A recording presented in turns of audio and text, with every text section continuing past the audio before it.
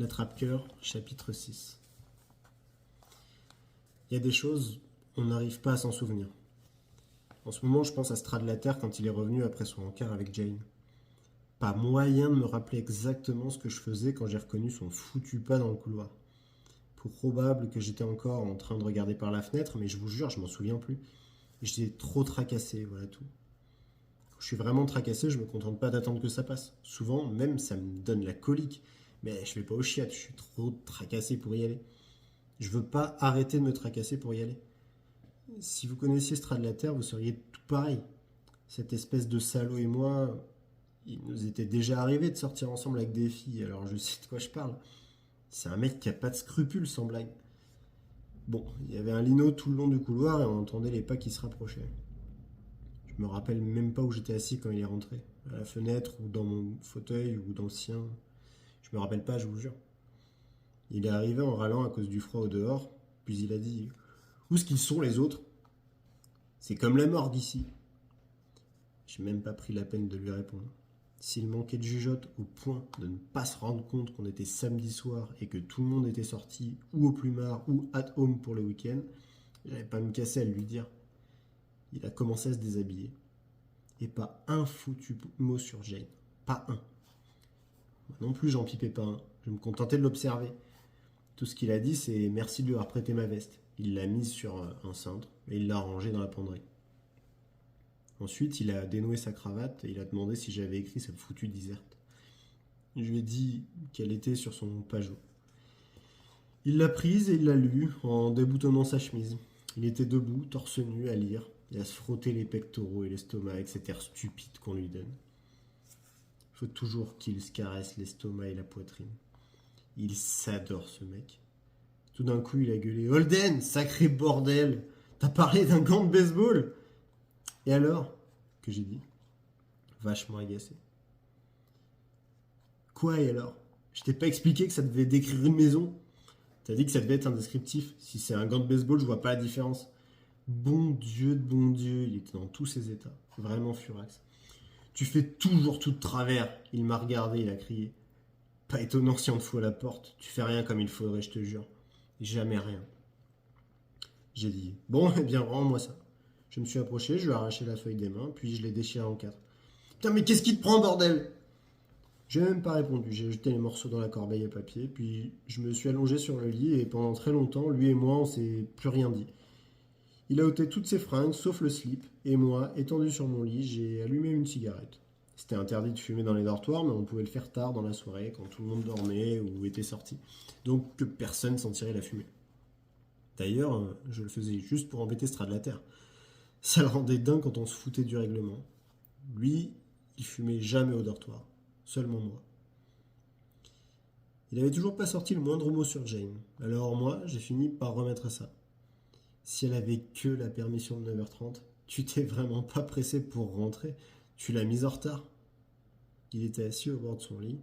Il se coupait les ongles des orteils. Il a dit: oh, de 3-4 minutes. Il y a qu'elle pour pas demander plus que la permission de 9h30 un samedi soir. Bon Dieu, ce que je le détestais. Vous êtes allé à New York? T'es pas bien? Comment on aurait pu aller à New York? Fallait qu'elle soit rentrée à 9h30, je t'ai dit. Manque de peau. Il a levé les yeux. Il a dit: écoute, plutôt que de fumer dans la chambre, pourquoi tu vas pas dans les chiottes? Toi, t'es déjà renvoyé, mais moi, faut que je tienne jusqu'aux examens. J'ai fait comme si j'avais pas entendu. J'ai continué à fumer comme un dingue. Je me suis seulement tourné sur le côté et je l'ai regardé se couper les ongles des pieds. Pensez, quelle boîte. On passait son temps à regarder un mec ou un autre se couper les ongles des pieds ou se tripoter les boutons. Tu lui as dit bonjour pour moi?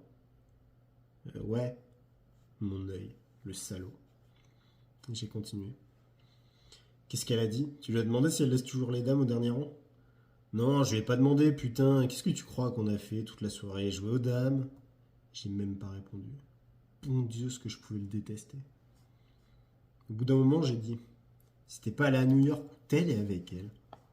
J'arrivais pas à empêcher ma voix de trembler tous azimuts. Waouh, je commençais à vachement m'énerver. J'avais comme l'impression qu'il s'était passé quelque chose. Il avait fini de se les couper, ses foutus ongles. Il s'est levé du lit et il était juste en slip. Et il s'est mis à rouler des mécaniques.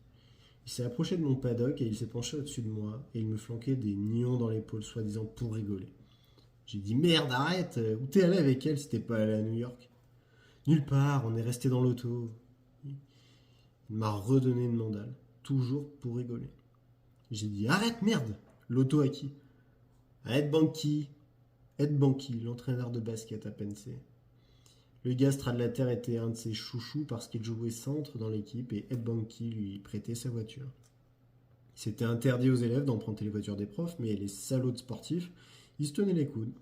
Dans tous les collèges que j'ai fréquentés, les salauds de sportifs se tenaient les coudes. Stradlater continuait à masticoter. Il avait sa brosse à dents dans la main. Il me l'a mise dans sa bouche. J'ai dit, et alors? Vous avez fait ça dans la putain de bagnole d'Ed Banky? Dis-le. Ma voix tremblait comme c'était pas possible. Mais t'as pas fini. Ta sale langue, tu veux que je te l'astique au savon noir? Allez, dis. Secret professionnel, mon pote. La suite, je m'en souviens pas très bien. Je sais que je me suis levé de mon lit comme si j'allais aux chiottes ou quoi, et alors j'ai voulu le frapper de toutes mes forces en plein sur la brosse à dents pour qu'elle lui transperce la gorge. Et j'ai raté. J'ai pas touché au bon endroit, mais seulement sur le côté de la tête ou par là. Ça lui a probablement fait un peu mal, mais pas autant que j'aurais voulu. Ça lui aurait sans doute fait plus mal, mais je me suis servi de ma main droite et je peux pas serrer le poing à cause de cette fracture que j'ai eue. Et sans trop savoir comment, je me suis retrouvé sur le foutu plancher, Stradlater installé sur ma poitrine, avec la figure toute rouge. C'est-à-dire que ses foutus genoux m'écrasaient la poitrine, et il pesait bien une tonne. Il me tenait les poignets, alors je pouvais pas cogner. Je l'aurais tué.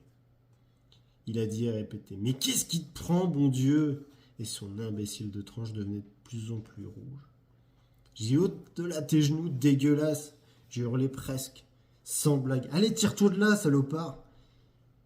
Il bougeait pas, il a continué à me tenir les poignets, et moi j'ai continué à l'appeler salopard pendant au moins 10 heures.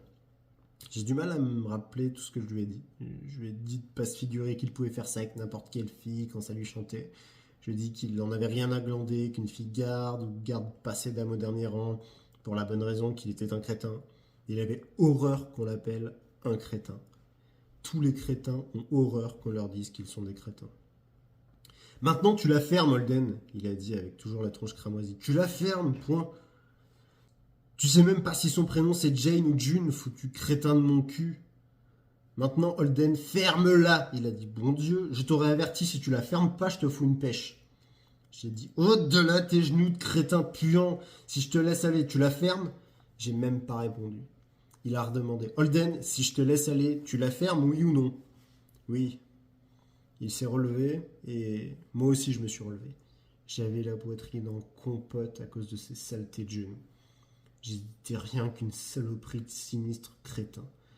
Ça l'a rendu tellement dingue. Il a secoué son doigt devant mon nez. Holden, sacré bordel, maintenant je t'avertis. Pour la dernière fois, si tu fermes pas ta gueule, je vais. J'ai dit. Et pourquoi je la fermerai?